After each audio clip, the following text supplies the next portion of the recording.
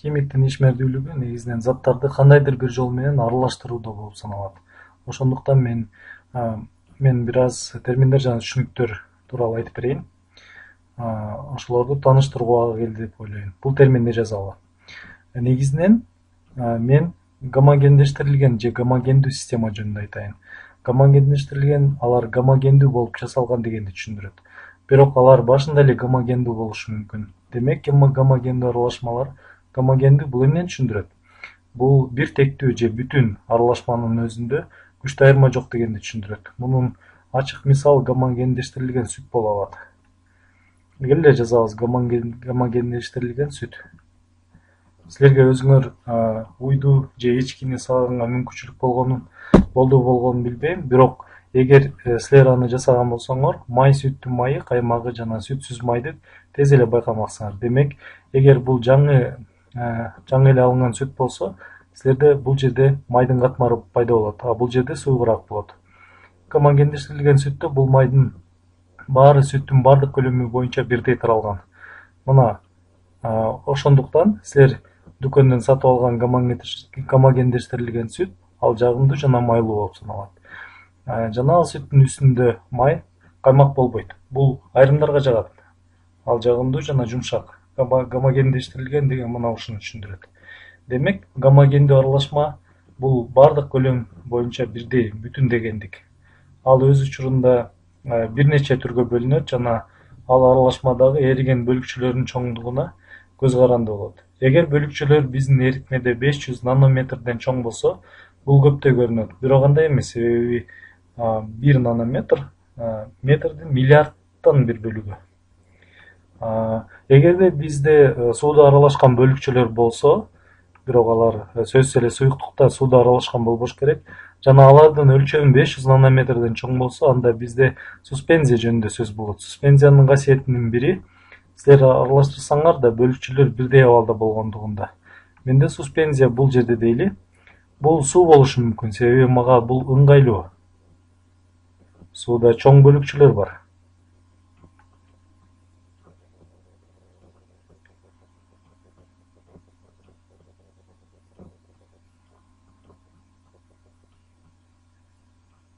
Алар кандайдыр бир убакытка чейин сууда болушат, бирок аягында идиштин түбүнө чөгүшөт. Алар үстүнө да калкып чыга алышат.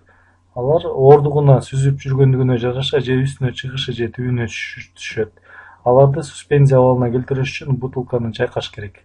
Мен эки мисал келтирем. Биринчи бул сыр, боек. Силер дубалды сыр даярдын алдында банканы жакшы чайкаганыңарда ишенимдүү болушуңар керек.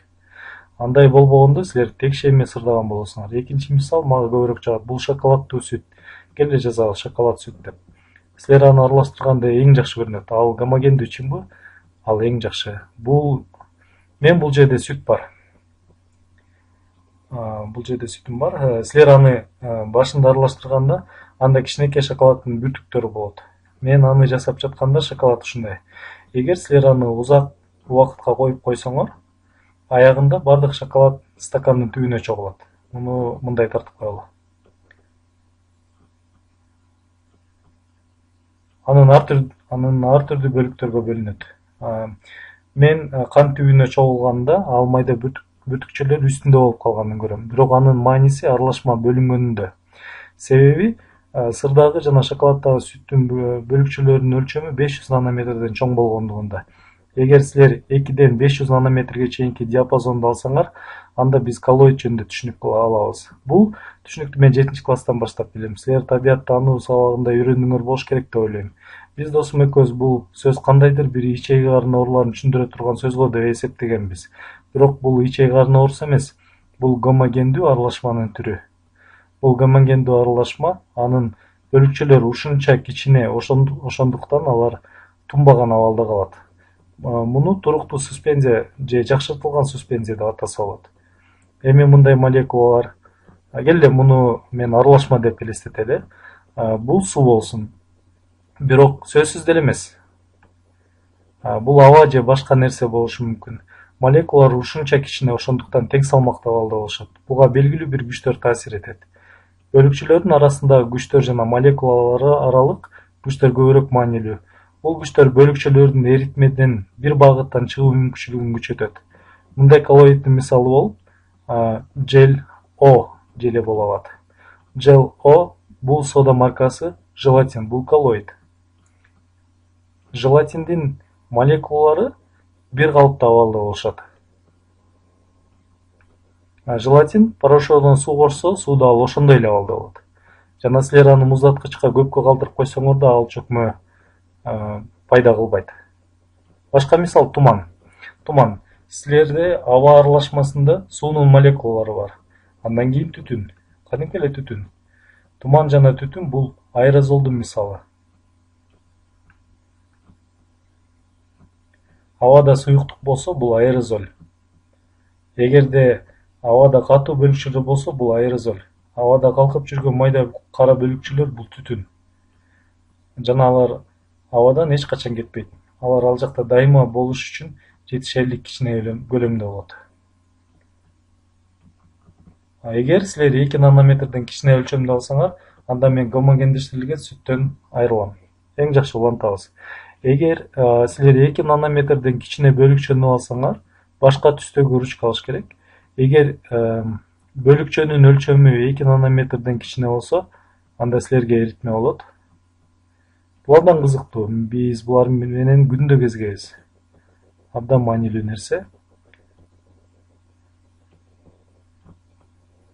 Өзүңдү ар кандай суроолор менен алаксытсаң болот. Мисалы, кандайдыр бир аралашма суспензия боло алабы?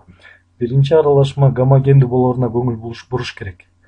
Андан кийин ал суспензия экенин аныкташ керек.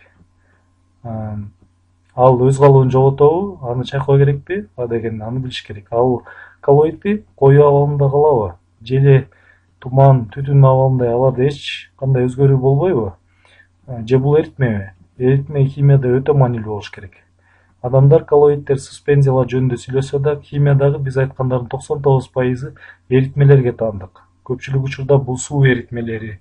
Башкача айтканда, эриткичи суу.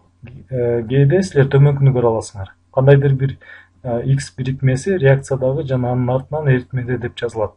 Бул X заты сууда эритилгендигин билдирет. Башкача айтканда, эриткичи суу болот. Эриген зат. Келгиле бул терминди бул жерге жазайын. Эриген зат. Бул каалаган зат болушу мүмкүн. Жана аз санда эриген жакшы. Муну жаздык. Эми эриткичке көрөбүз. Өтөлү. Эриткич деп жазалы. Ал суу же башка зат болушу мүмкүн, жана көп санда. Башкача айтканда, бул субстанция. Ал эрүү, ичке ашырылган айлана болот. Жакшы, эми мисал келтирели. Бул натрий хлориддин суудагы эритмеси болсун. Эми жазалы.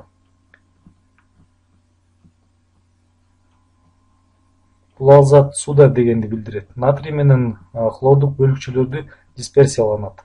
Натрий оң зарядда болот. Хлор терс, себеби ал натрийдин атомунан электронду алган. Бирок силер аны сууга салдыңар. Суу кычкылтек менен суутектен турарын эсиңерге салабыз. Мен бул жөнүндө көп айткам. Кычкылтек жана суутек. Бул мына бул жерде аяк жагында оң зарядка ээ, бул жерде терс. Натрийдин оң иону хлордон бөлүнүп, суунун кычкылтек жагын көздөй тартылат. Андан кийин терс зарядталган хлор иону суунун суутек жагына тартылат. Бул ага эригенде жардам берет. Бул иондор бирдей зарядка ээ. Алар суутеги бар суу менен аралашат. Башкача айтканда, суунун молекуласы уюлдуу. Карагыла, хлор. Мен аны бул жерге сүрөттөйүн. Ал минус зарядда болот.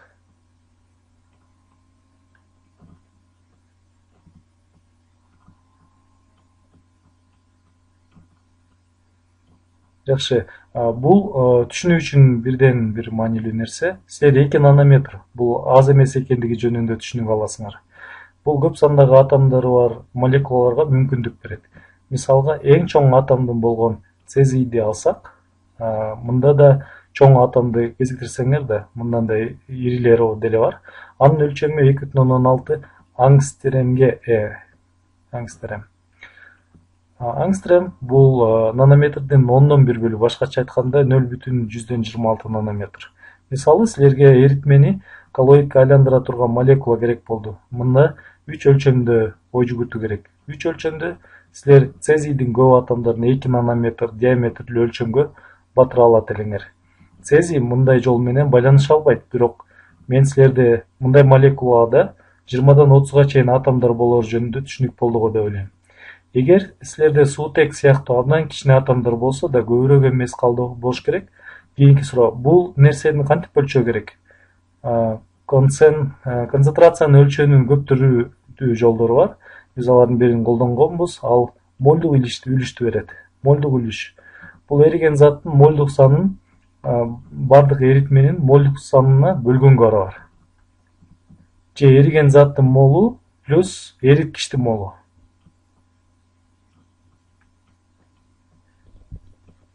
Биз муну парциалдык басымга маселе чыгарууда колдонобуз. Себеби парциалдык басымды аныкташ үчүн кандайдыр бир газдын жалпы массасын, андан кийин аралашмадагы кычкылтектин мольдук үлүшү жөнүндө айткансыңар. Андан кийин силер муну парциалдык басымга көбөйтүп, мольдук көлөмдү аласыңар. Химияда төмөнкү терминдер дайыма колдонулат. Бул сөздөр абдан окшош, адаштырыш да мүмкүн. Малярдуулук, маралдуулук менен алмаштырууга керек. Бир күнү бул темага видео сабак түзөм, качан малялдуулукту ошону чечкенде.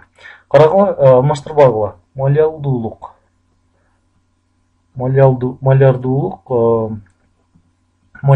бул туура сөздөй угулат, себеби ал маралдуулук дегенге абдан окшош.